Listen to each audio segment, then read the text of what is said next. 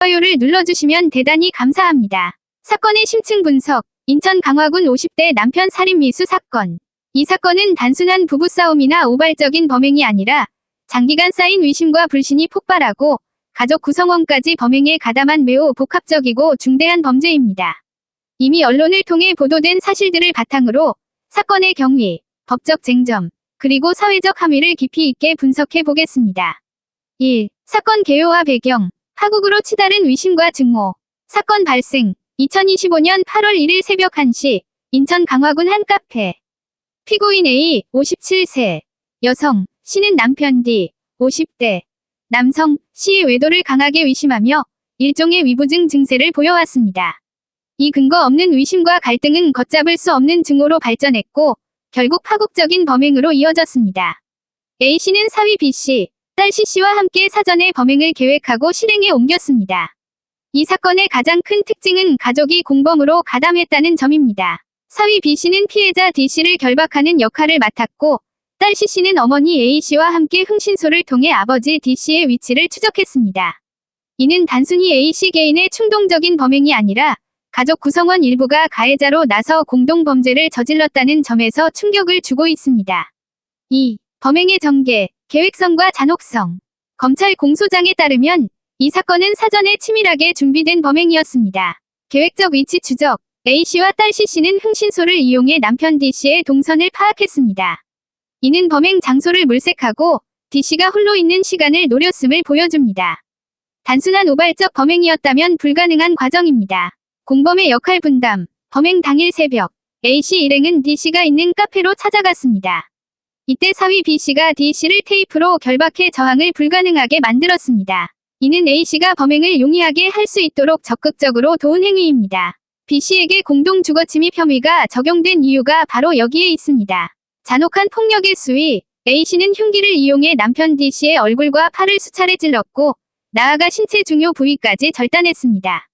이 공격은 단순한 폭행을 넘어 피해자에게 치명상을 입히고 심각한 상해를 가하려는 의도가 명백해 보입니다. 피해자 D씨는 다행히 119 구급대의 신속한 조치 덕분에 목숨을 건졌지만 중상을 입고 수술을 받았습니다.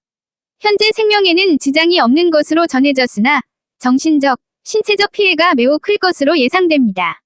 3. 법정 공방의 핵심 쟁점, 미필적 고의와 공범의 책임. 첫 재판에서 피고인 A씨와 사위 B씨는 살인미수 혐의를 부인하고 있습니다. 이는 앞으로의 재판에서 치열한 법적 공방이 예상되는 부분입니다. 살인미수의 고의, 판단. 살인죄가 성립하려면 살해 의도가 있어야 합니다. 직접적으로 죽이겠다 고 말하지 않았더라도 행위의 결과로 사망할 수 있음을 충분히 예상하고도 범행을 저질렀다면 별표, 미필적 고의 별표가 인정됩니다. 검찰은 A씨가 흉기로 여러 차례 찌르고 신체 중요 부위를 절단한 행위가 미필적 고의에 해당한다고 주장하고 있습니다.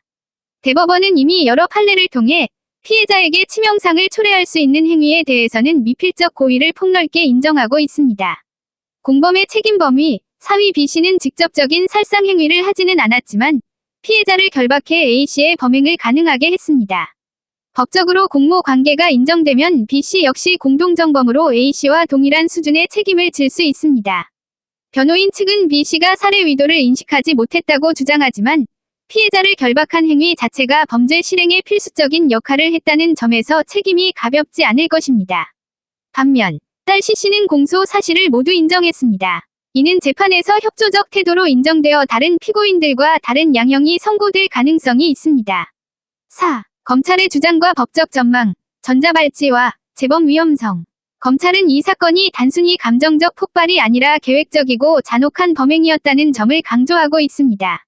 계획적 범행, 흥신소까지 이용한 위치 추적은 우발적 범행이라는 주장을 반박하는 강력한 증거입니다. 잔혹성, 흉기로 신체 중요 부위를 훼손한 행위는 극도의 증오와 살해 의도를 보여준다고 볼 수 있습니다. 검찰은 잔혹한 방식으로 범행을 저질렀음에도 살인 고의를 부인하고 있어 재범 위험이 크다며 A씨와 공범에게 위치 추적 전자장치, 전자발찌, 부착과 보호관찰 명령을 청구했습니다. 이는 법원이 이들의 재범 위험성을 인정할 경우 내려지는 강력한 조치입니다. 재판은 앞으로 A씨와 B씨의 살인 고의 여부, 공모 관계의 명확한 증명, 그리고 이들의 정신 감정 결과를 중심으로 진행될 것입니다. 만약 법원이 미필적 고의를 인정한다면 A씨와 B씨에게는 중형이 선고될 가능성이 매우 높습니다. 5. 이 사건의 사회적 함의, 가정폭력과 정신건강. 이 사건은 단순히 한 가정의 비극을 넘어 우리 사회가 직면한 여러 문제들을 적나라하게 보여줍니다.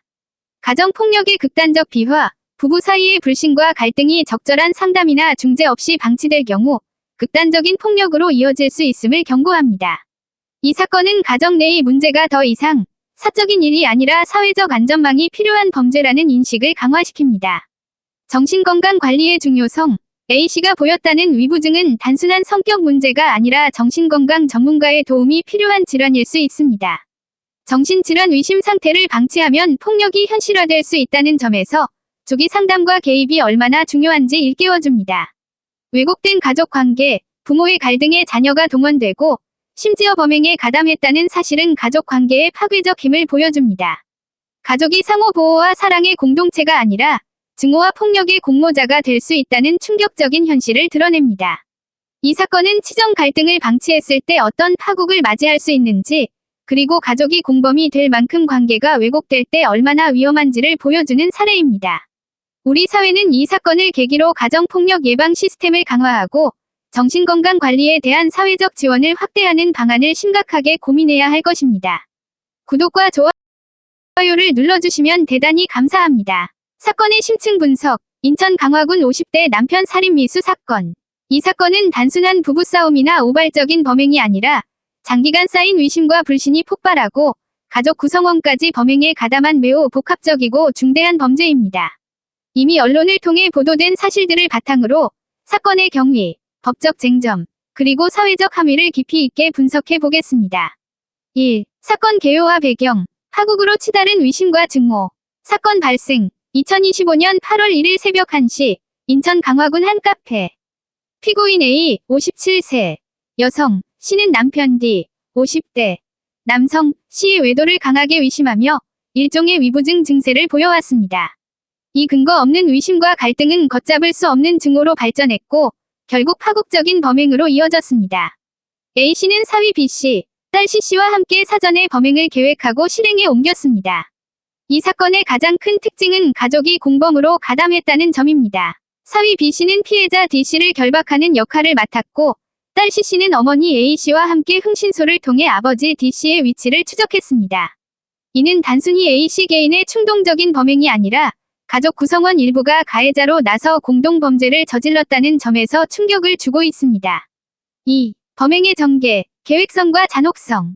검찰 공소장에 따르면 이 사건은 사전에 치밀하게 준비된 범행이었습니다. 계획적 위치 추적. A씨와 딸 C씨는 흥신소를 이용해 남편 D씨의 동선을 파악했습니다. 이는 범행 장소를 물색하고 D씨가 홀로 있는 시간을 노렸음을 보여줍니다.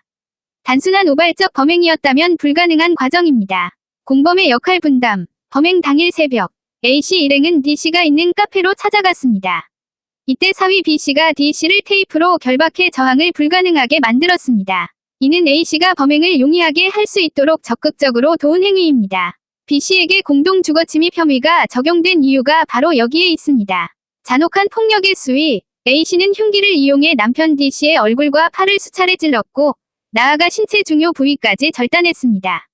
이 공격은 단순한 폭행을 넘어 피해자에게 치명상을 입히고 심각한 상해를 가하려는 의도가 명백해 보입니다. 피해자 D씨는 다행히 119 구급대의 신속한 조치 덕분에 목숨을 건졌지만 중상을 입고 수술을 받았습니다. 현재 생명에는 지장이 없는 것으로 전해졌으나 정신적, 신체적 피해가 매우 클 것으로 예상됩니다. 3. 법정 공방의 핵심 쟁점, 미필적 고의와 공범의 책임. 첫 재판에서 피고인 A씨와 사위 B씨는 살인미수 혐의를 부인하고 있습니다. 이는 앞으로의 재판에서 치열한 법적 공방이 예상되는 부분입니다. 살인미수의 고의, 판단. 살인죄가 성립하려면 살해 의도가 있어야 합니다.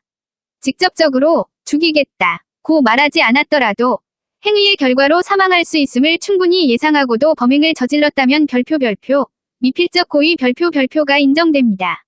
검찰은 A씨가 흉기로 여러 차례 찌르고 신체 중요 부위를 절단한 행위가 미필적 고의에 해당한다고 주장하고 있습니다. 대법원은 이미 여러 판례를 통해 피해자에게 치명상을 초래할 수 있는 행위에 대해서는 미필적 고의를 폭넓게 인정하고 있습니다. 공범의 책임 범위, 사위 B씨는 직접적인 살상 행위를 하지는 않았지만 피해자를 결박해 A씨의 범행을 가능하게 했습니다. 법적으로 공모 관계가 인정되면 B씨 역시 공동정범으로 A씨와 동일한 수준의 책임을 질 수 있습니다. 변호인 측은 B씨가 살해 의도를 인식하지 못했다고 주장하지만 피해자를 결박한 행위 자체가 범죄 실행에 필수적인 역할을 했다는 점에서 책임이 가볍지 않을 것입니다.